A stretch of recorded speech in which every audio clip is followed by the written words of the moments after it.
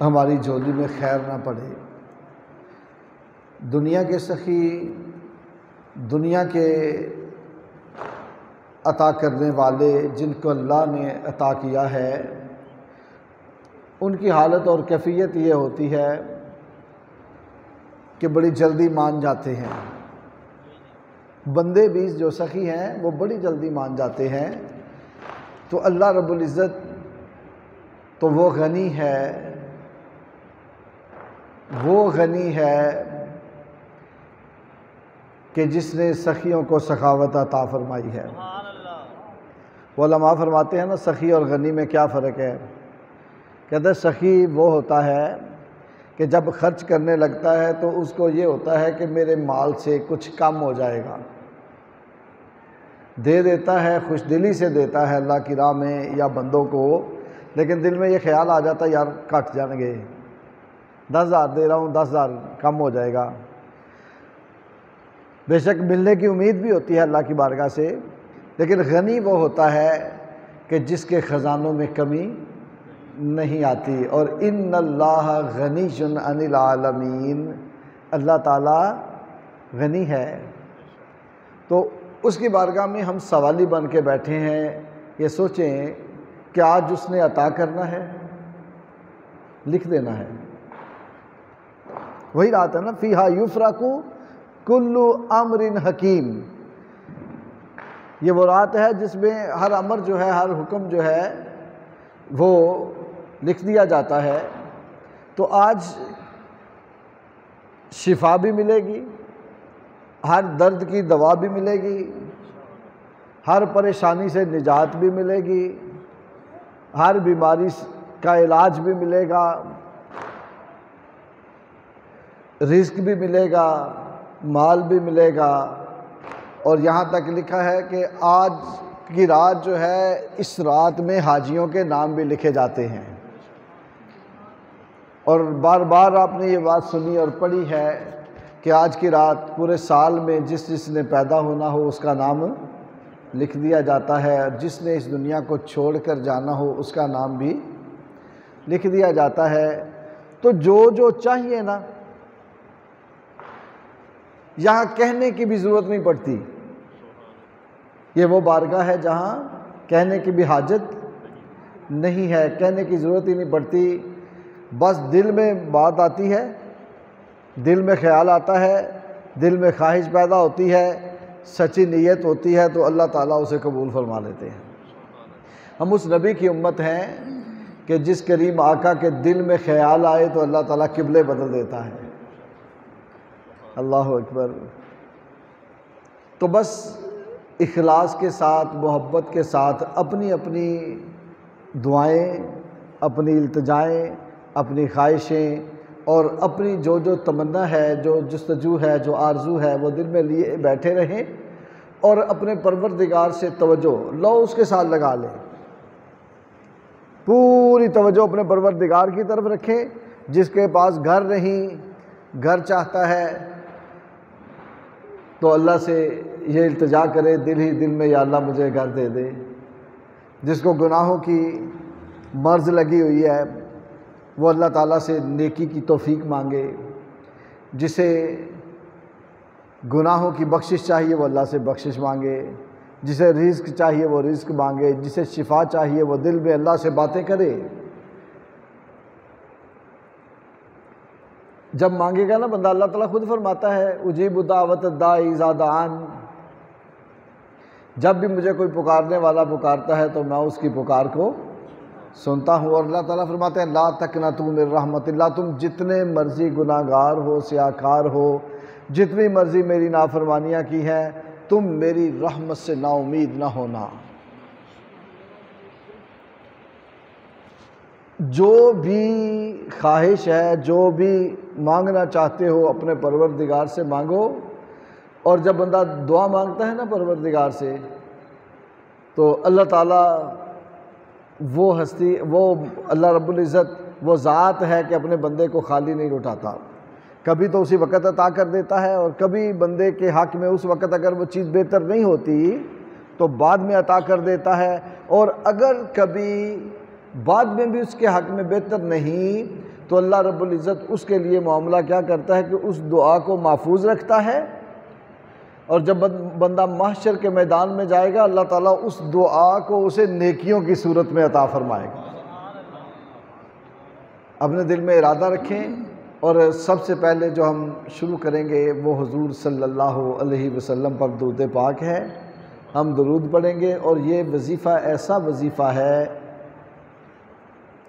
کہ ہم نماز پڑھتے ہیں، اللہ نماز نہیں پڑھتا، ہم نماز پڑھتے ہیں، اللہ نماز نہیں پڑھتا، ہم روزہ رکھتے ہیں، اللہ تعالیٰ روزہ رکھنے سے پاک ہے، ہم حج کرتے ہیں، اللہ حج نہیں کرتا، ہم طواف کرتے ہیں، اللہ طواف نہیں کرتا، ہم سعی کرتے ہیں، اللہ سعی نہیں کرتا، ہم رمی جمرات کرتے ہیں، اللہ رمی جمرات نہیں کرتا، ہم قیام کرتے ہیں، اللہ قیام بولو، ہم سجود کرتے ہیں، اللہ سجود، ہم تشہد میں بیٹھتے ہیں، اللہ تشہد میں نہیں بیٹھتا، ہم جتنی بھی عبادتیں کرتے ہیں اللہ کسی کی کوئی عبادت نہیں کرتا، لیکن ایک عمل ایسا ہے کہ جو ہمارے درمیان اور اللہ کے درمیان مشترک ہے۔ ہم بھی حضور پہ درود پڑھتے ہیں، اللہ بھی حضور پہ درود پڑھتا ہے۔ میں نے جمعۃ المبارک پہ ایک بات کی تھی، کوئی ساتھی چہرے مجھے نئے نظر آ رہے ہیں جو جمعۃ المبارک پہ جو دکانوں پہ ہوتے ہیں، چھٹی نہیں ہوتی، تو میں پھر وہ بات کرتا ہوں۔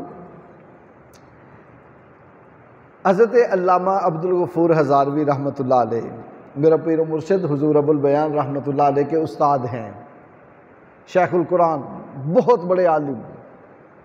آپ کے پاس ایک بندہ آیا تو آپ ایک بات کیا کرتے تھے جو اب سارے سنی کرتے ہیں کہ سارے کا سارا قرآن حضور کی نعت ہے، حضور کی شان میں نازل ہوا ہے، آپ یہ بات کیا کرتے تھے، تو اب سارے علماء یہ بات کرتے ہیں۔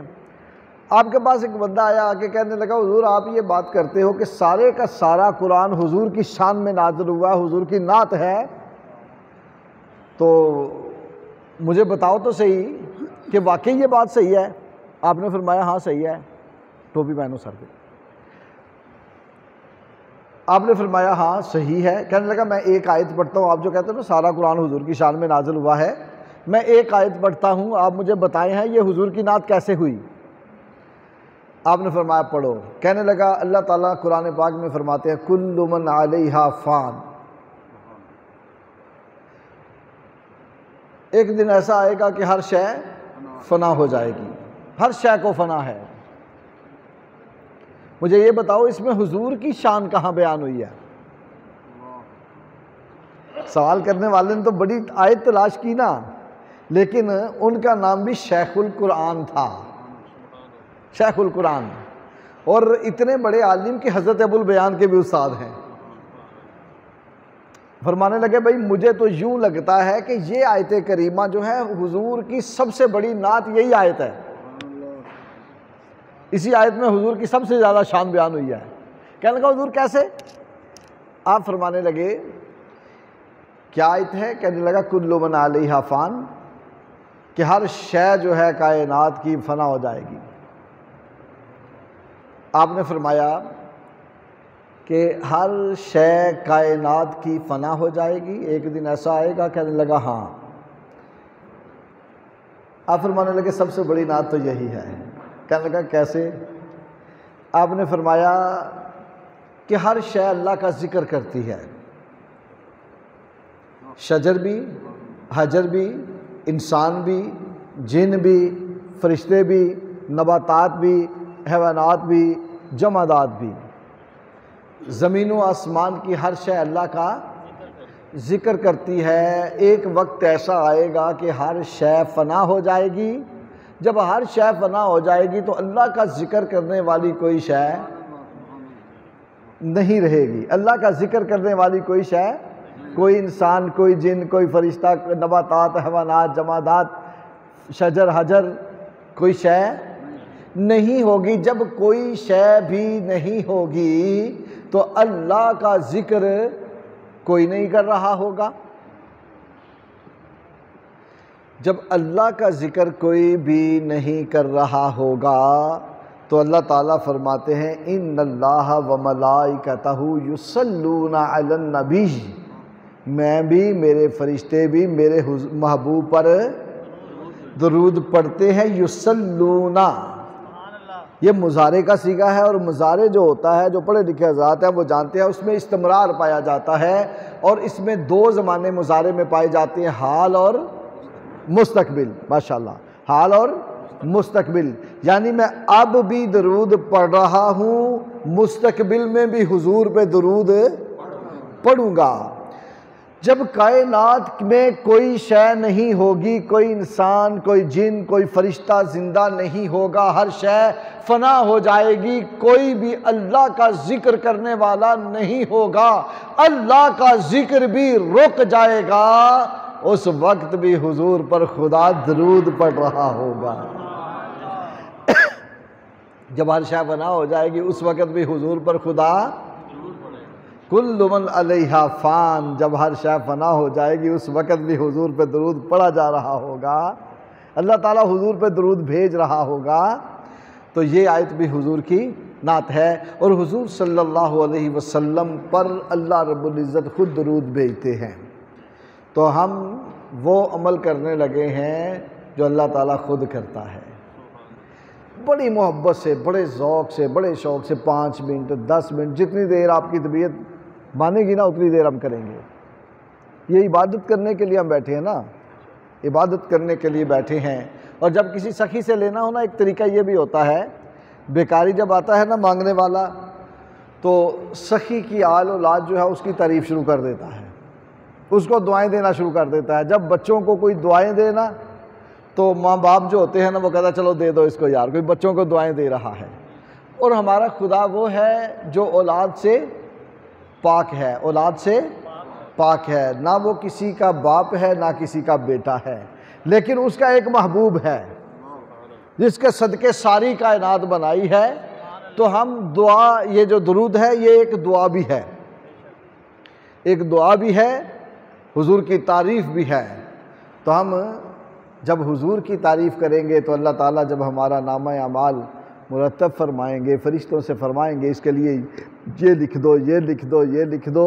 ہو سکتا ہے ہم حضور پہ درود پڑھ رہے ہوں، اللہ تعالیٰ فرمائے ان کے حق میں اگر شقاوت تھی تو سعادت لکھ دو، بدبختی تھی تو خوشبختی لکھ دو، جہنم تھی تو جنت لکھ دو، نامرادی تھی تو مراد والے لکھ دو۔ ہم پہ کرم ہو جائے تو مل کے بڑی محبت کے ساتھ تھوڑی دیر چپ کر کے ہم دروشی پڑھیں گے، خاموشی کے ساتھ، اور پوری توجہ اپنے پروردگار کی طرف ہوگی، اور دل میں جو جو آپ کے خیال ہیں، دعائیں ہیں، التجائیں ہیں وہ بھی رکھیں۔ درود کی برکت سے امید ہے کہ اللہ تعالیٰ ضرور کرم فرمائیں گے۔ بسم اللہ الرحمن الرحیم، صلی اللہ